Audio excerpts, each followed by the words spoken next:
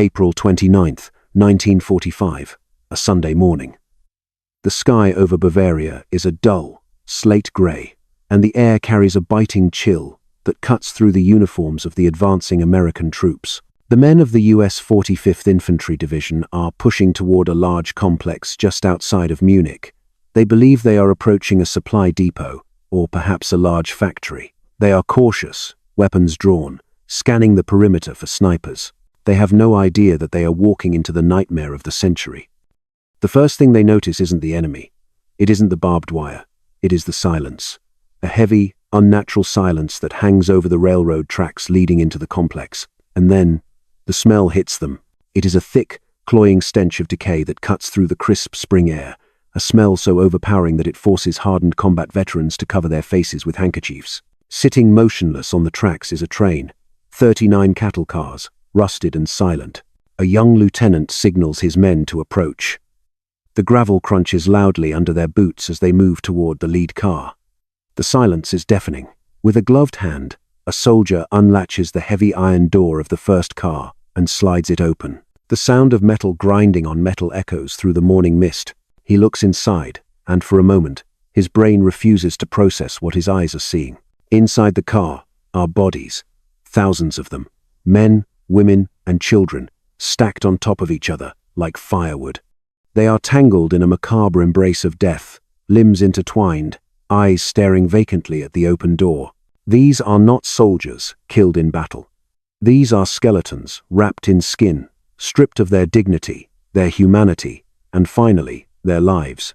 As the Americans move down the line, opening car after car, the scale of the atrocity becomes impossible to comprehend. But to understand why these soldiers are about to lose their minds, we have to understand the story behind this train.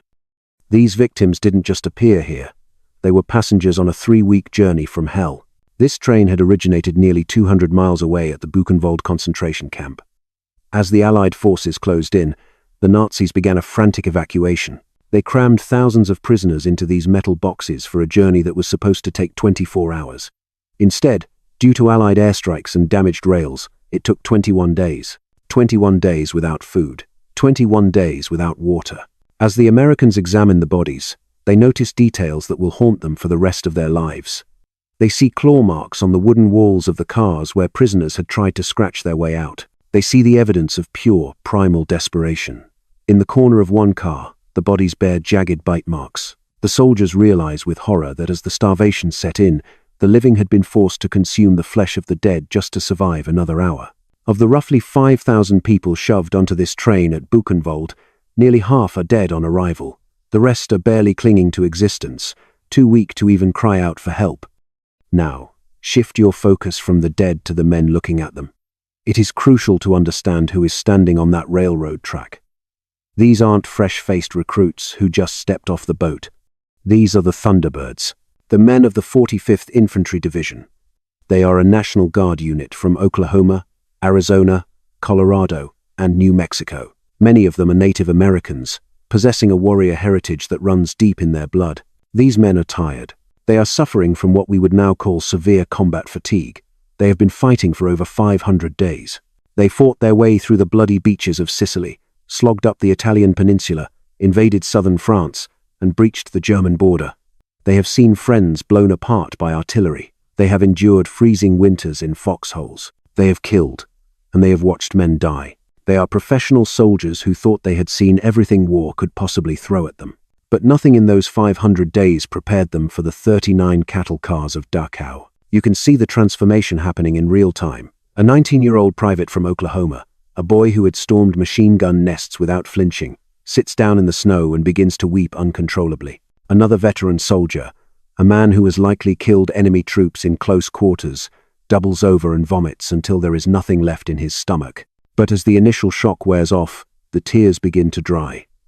And in the vacuum left by the sadness, something else rushes in, a cold, shaking, murderous rage. For months, rumors had been circulating through the American ranks about the Malmedy massacre, where SS troops had gunned down American prisoners of war during the Battle of the Bulge.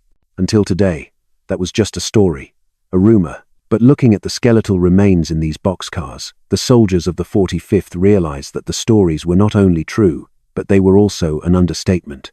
They realized that the people who did this, the SS guards who locked these doors and let these children starve, are not soldiers. They are not an enemy army entitled to the protections of the Geneva Convention. In the eyes of the Thunderbirds, the SS have forfeited their right to exist. The lieutenant colonel on the ground, Felix Sparks, tries to maintain order. He shouts at his men to keep moving, to get away from the train. "Don't look at it," he yells. "Just keep moving." But you cannot not look. The image of the death train burns itself into their retinas. It rewires their moral compass. Leaving the railroad tracks behind, the soldiers of the 45th Infantry Division cross the narrow bridge over the Amper River and approach the main entrance of the complex. The air here is heavy, vibrating with an eerie mix of dread and anticipation. They reach the iron gate, woven into which is the infamous phrase, "Arbeit macht frei," work sets you free. To the Americans standing there, fresh from the sights of the boxcars, the slogan is a sick joke, a final insult from a regime that had industrialized murder. The camp is not entirely secure. As the Americans move along the perimeter, the tension is palpable. Every shadow looks like an ambush. Every movement in a window looks like a sniper. At one of the guard towers, Tower B, a few SS guards are spotted attempting to descend. There is no shout for surrender, no warning shot. The American response is immediate and lethal.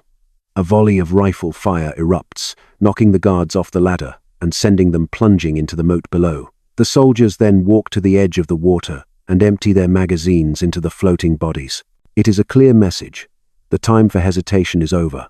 But the true breaking point, the moment that seals the fate of the remaining guards, happens when the camp's acting commandant makes his appearance. With the camp commandant Martin Weiss having fled days earlier, the command has fallen to a young SS Obersturmführer named Heinrich Wicker.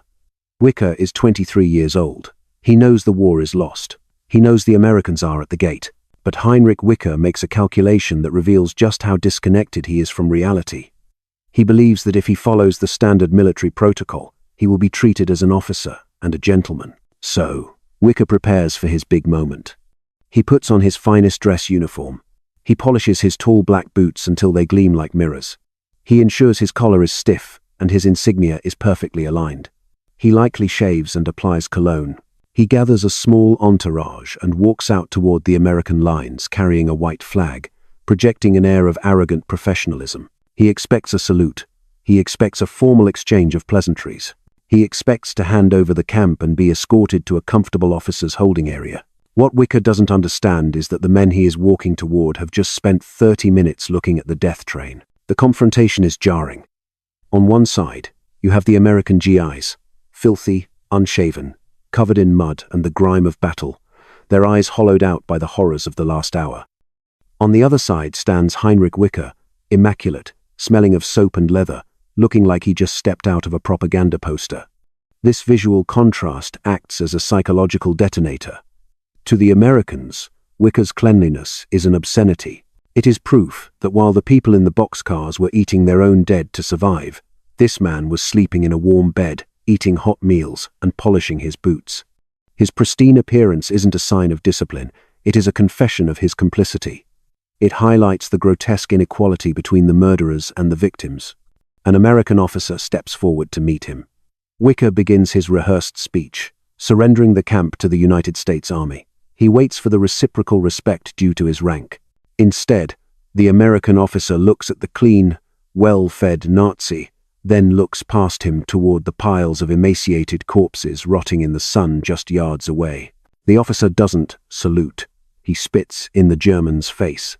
The illusion of a gentleman's war shatters instantly. Wicker is shoved, struck with the butt of a rifle, and forced into the dirt. The Americans are done with protocol. They strip the SS officers of their dignity just as quickly as they stripped the prisoners of their lives.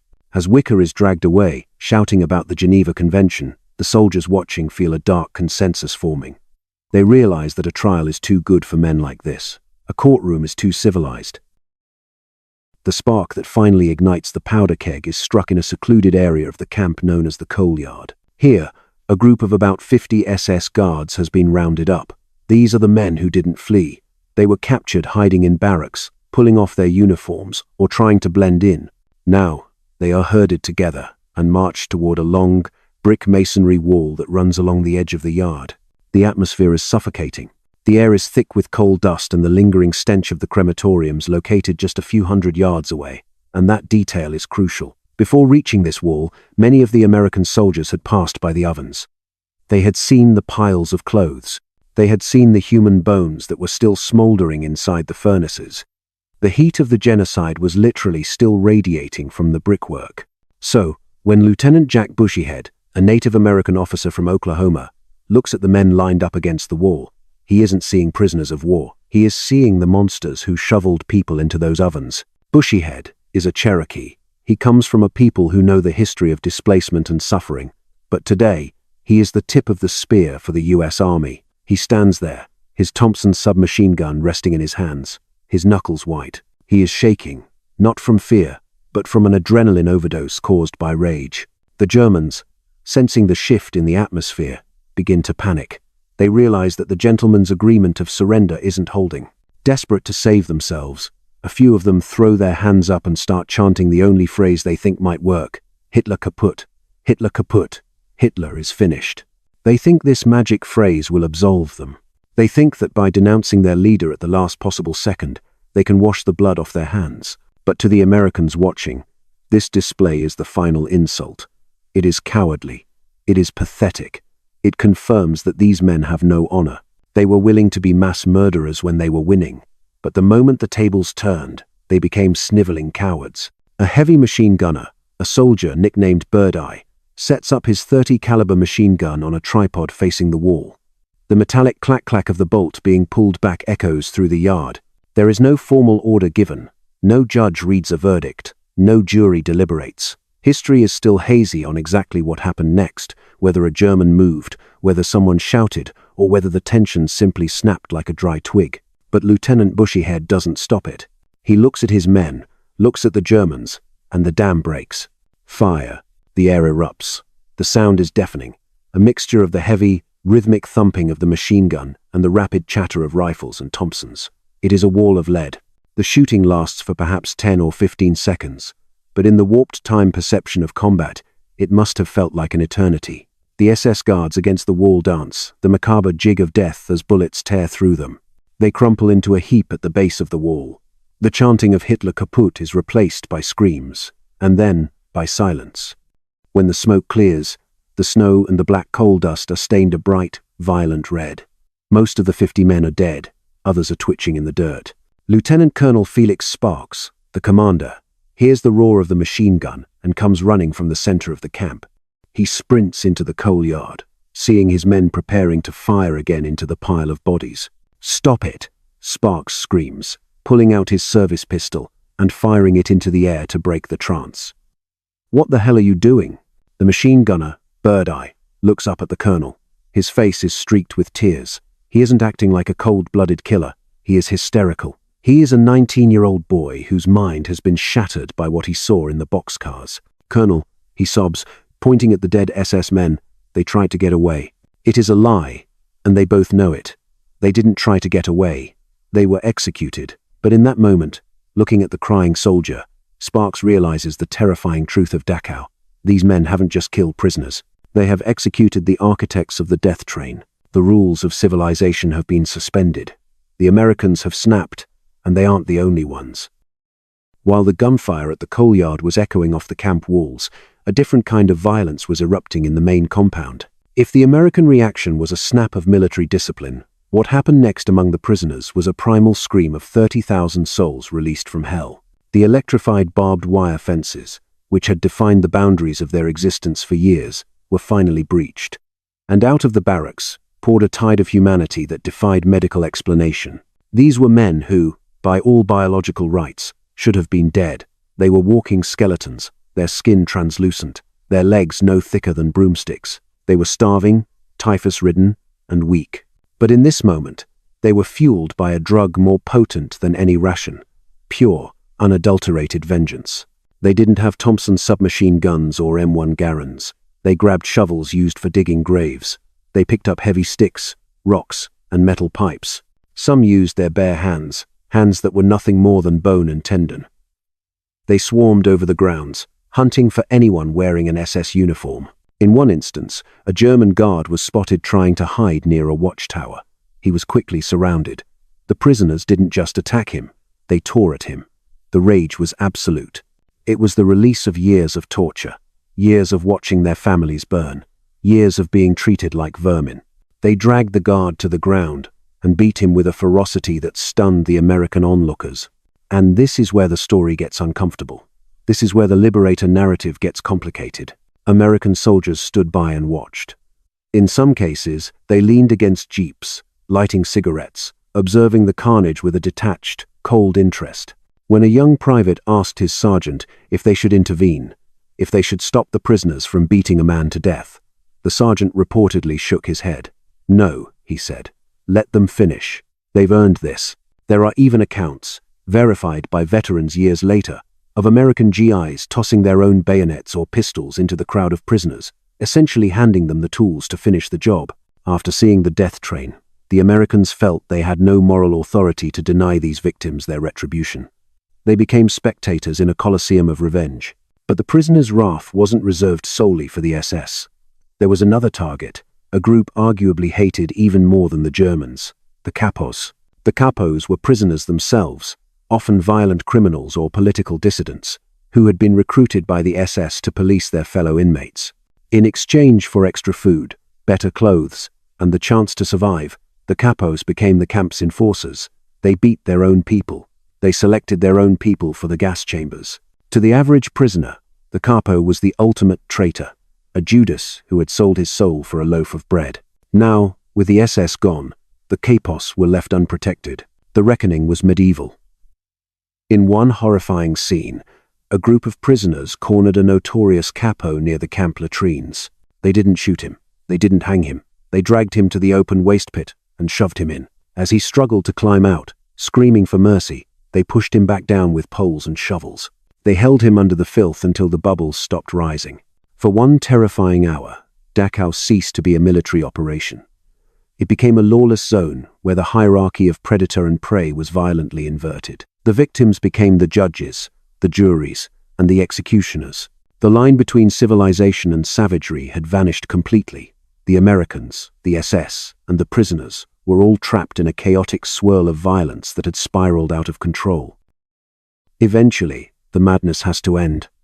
The frenzy of killing burns itself out, replaced by the cold reality of military discipline. Lieutenant Colonel Felix Sparks, realizing that his men are on the verge of losing their souls alongside their enemies, takes decisive action. He rushes back into the chaos, firing his service pistol into the air, the sharp cracks cutting through the noise of the mob.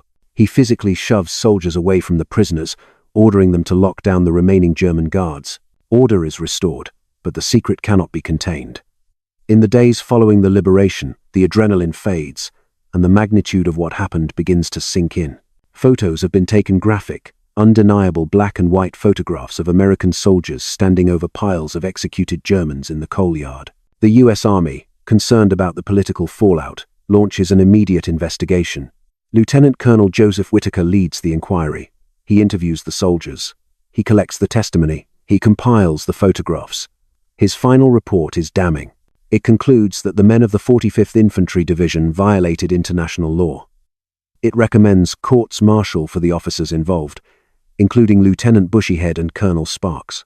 It recommends that the heroes of Dachau be treated as criminals. The report moves up the chain of command until it lands on the desk of the most feared and revered man in the European theatre, General George S. Patton. Patton is a strict disciplinarian. He is a man who once slapped a soldier for having shell shock. He fines men for unpolished boots. But when he picks up the Whitaker report, he doesn't just read the legal jargon. He looks at the attached photographs. He looks at the pictures of the executed SS guards. Then, he looks at the pictures of the death train. He stares at the images of the starving children, the skeletal corpses, the evidence of a crime so vast it defies human language. Patton realizes that the law was written for wars between men, not for a war against monsters. He reportedly looks at his staff and dismisses the investigation with a wave of his hand. Hell no, Patton effectively decides. These men were overwrought. They had nervous trigger fingers. It happens in war. In a legendary act of command, Patton refuses to sign the court-martial papers. Depending on which historical account you believe, he either tore the report up, burned it, or ordered it buried in the deepest, most top-secret clearance file in the Army archives. His logic is simple and brutal. The SS got exactly what they deserved. He will not destroy the lives of American heroes for killing the architects of hell. The charges are dropped. The investigation is quashed. Lieutenant Jack Bushyhead, the man who gave the silent order at the wall, returns home to Oklahoma.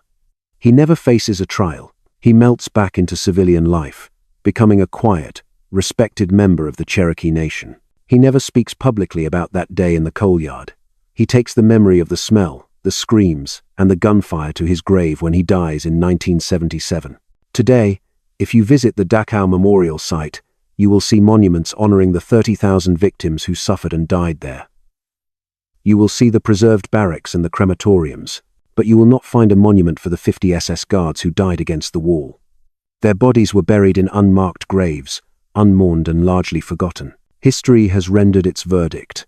They were the devil, and on April 29, 1945, they met their match.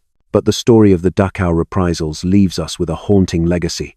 It forces us to confront the uncomfortable truth that the line between a hero and a killer is thinner than we like to admit. It reminds us that there is a breaking point for every human being. So, we return to where we started. Picture yourself back on that railroad track. The air is cold. The smell of death is choking you. You have just looked inside a cattle car and seen a child who starved to death over 21 days. You turn around, and you see the man responsible for it, standing there in a clean uniform, smiling, asking for your respect. Be honest with yourself. In that moment, with a rifle in your hand, would you remain a professional soldier, or would you become an avenger? Thanks for watching. If you want to uncover more secrets of World War II that didn't make it into the history books, click the video on the screen right now.